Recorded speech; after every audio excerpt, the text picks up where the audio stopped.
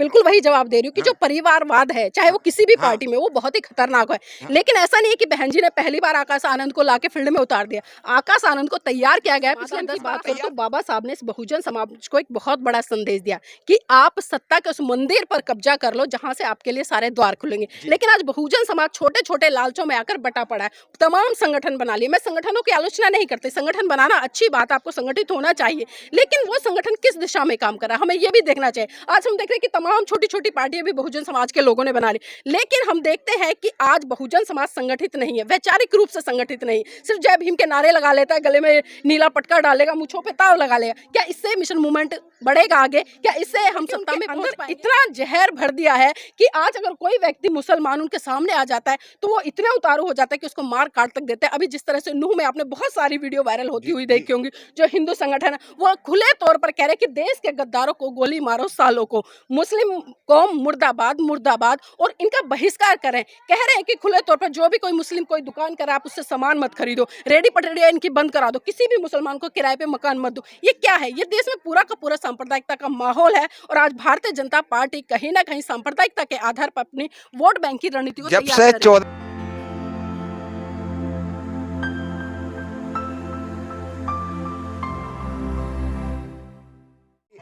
आज यहाँ एक बहुत अच्छी क्रांति हुई है और स्तंभ बना है, क्योंकि एक जो स्तंभ है वो हमारा जो परम पूज्य बाबा साहब ने सबसे पहले वो दी थी, वो है हमारा पुणे के अंदर कोरेगांव के नाम से जो फेमस है। आज ये शाने वालों ने बनाया है, तो इसके लिए मैं आप सभी लोगों का स्वागत करता हूँ कि जो जो लोग यहाँ से आए हैं। हमारे साथ जो चैनल भी चलाती हैं, पूर्व विधायक भी का चुनाव भी लड़ी हैं, वो सुल्तानपुरी से नीलम गौतम नाम है इनका, और मेरा नाम देवेंद्र गौतम है। तो आपका स्वागत है जी, बहुत बहुत धन्यवाद। आज एक बात बताइए, आप महिला हैं और यहाँ आने की जितनी उम्मीद थी इतने लोग नहीं आए, ऐसा क्यों?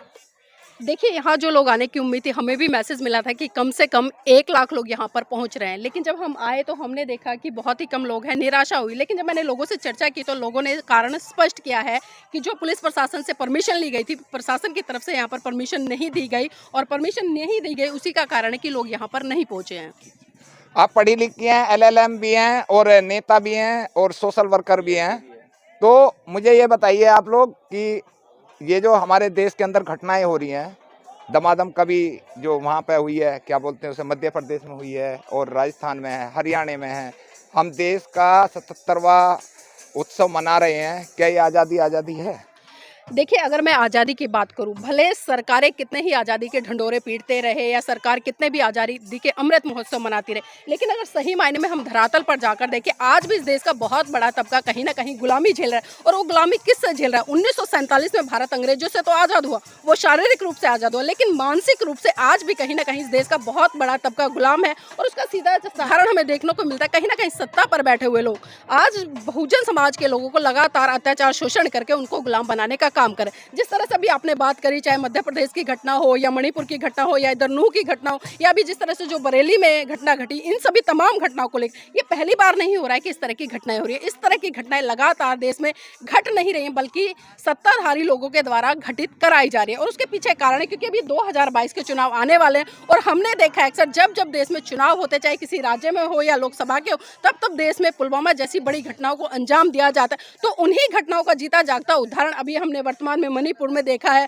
नूह में देखा है। ये 2024 की तैयारियां चल रही है, क्योंकि तैयारी क्या करें, क्योंकि कहीं ना कहीं आज देश की जनता भी समझ गई है, पिछले जब से Bharatiya Janata party full flash सरकार में आई है, उसने कितना काम किया है, कितना नहीं किया, सभी जानते हैं। जो 2 करोड़ का वादा लोगों को दिया था कि हर साल 2 करोड़ युवाओं को नौकरी देने का काम करें, लेकिन किसी भी युवा को आज तक नौकरी नहीं मिली। फॉर्म निकलते हैं, फॉर्म भरे जाते हैं, लेकिन जब एग्जाम आता है तो वो डेट कैंसिल कर दी जाती है, पेपर लीक हो जाता है। ये बहाना लगाकर कहीं ना कहीं युवाओं को आज भी बरगलाया जा रहा है। अगर मैं शिक्षा की बात करूँ, शिक्षा का क्षेत्र क्या हो गया, जहां सरकारी शिक्षा बच्चों को अच्छी से अच्छी मिलनी चाहिए थी, लेकिन आज जितने भी सरकारी संस्थाएं, चाहे मैं एजुकेशन क्षेत्र में बात करूं या हेल्थ के क्षेत्र में बात करूं या ट्रांसपोर्ट के क्षेत्र में बात करूं, सभी सरकारी, रेल भी इन्होंने बेच दिया, हॉस्पिटल भी इन्होंने बेच दिया, स्कूल भी ज्यादातर इन्होंने खत्म कर दिया सरकारी स्कूल। लेकिन आज हम देख रहे हैं कि वो चीजें खत्म तो हो रही है, लेकिन आज भी लोग मानसिक रूप से गुलाम है, सवाल करना नहीं जानते, पढ़ लिख गए हैं लेकिन जागरूक नहीं है। लेकिन जब तक जागरूक नहीं होंगे तब तक इस तरह के अत्याचार शोषण होते रहेंगे, और ये सरकारें इस तरह से ही लोगों लोगों को दबाने का काम करेगी। और जो मैंने चुनाव की बात करी, क्योंकि चुनाव की तैयारियां चल रही है,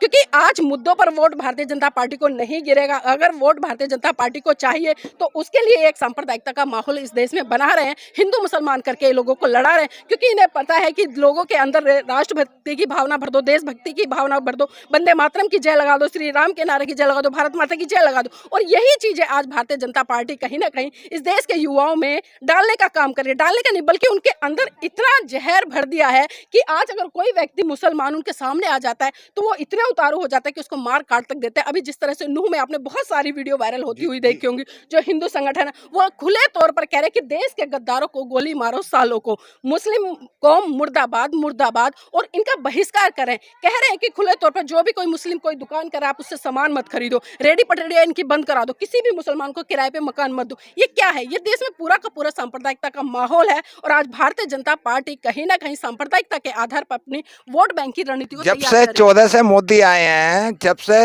हमारे समाज पर सबसे ज्यादा अत्याचार है।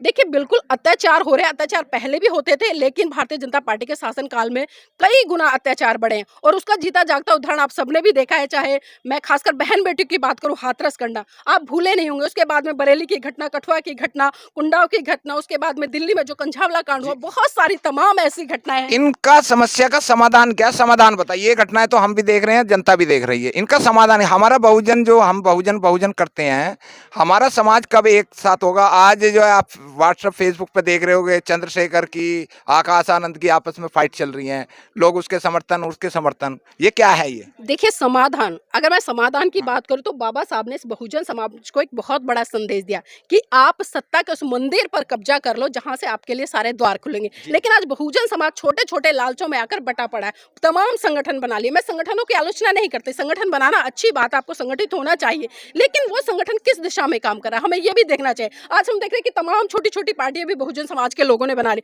लेकिन हम देखते हैं कि आज बहुजन समाज संगठित नहीं है, वैचारिक रूप से संगठित नहीं। सिर्फ जय भीम के नारे लगा लेता है, गले में नीला पटका डालेगा, मूंछों पे ताव लगा लेगा। क्या इससे मिशन मूवमेंट बढ़ेगा आगे? क्या इससे हम सत्ता में पहुंच पाएंगे? क्या इससे हम अपने देश में हो रहे हैं जो हमारे लोग हैं उनके ऊपर अत्याचार शोषण है उनको कम कर पाएंगे? कभी भी नहीं कर पाएंगे। अगर इन्हीं सभी समस्याओं से हमें निजात पाना है तो जब तक हम एक झंडे एक डंडे एक बैनर के नीचे आकर संगठित होकर पूरी वो झंडा डंडा और बैनर होगा कौन सा? देखिए हमें हमारे महान पुरुष देखे गए साहब, मान्यवर काशीराम जी ने आपको इतना बड़ा प्लेटफॉर्म दिया है, आपको बहुजन समाज साहब मान्यवर काशीराम जी ने बहुजन मूवमेंट दे दिया, उसके तो हम सादा जिंदगी रनी रहेंगे। लेकिन मुझे ये बताइए कि बहन जी ने आकाश आनंद रेडीमेड तार दिया बाजार में, उसने किसी स्कूल में स्पीच दिया आज तक? नेता है वो? साहब ने अपने परिवार का कोई व्यक्ति नेता गर्दी में तारा क्या, या बाबा साहब ने तारा क्या, या बहुजन में जो ज्योतिबा फूले उन्होंने तारा? फिर इसका क्या रोल है? देखिए सभी लोग बहन जी पर आज एक बहुत ये बड़ा फिर राहुल पे, अखिलेश पे, इन पे क्यों जी, कमेंट मैं होता है? आपको बिल्कुल वही जवाब दे रही हूँ कि जो परिवारवाद है चाहे वो किसी भी पार्टी में, वो बहुत ही खतरनाक है। लेकिन ऐसा नहीं है कि बहन जी ने पहली बार आकाश आनंद को लाके फील्ड में उतार दिया।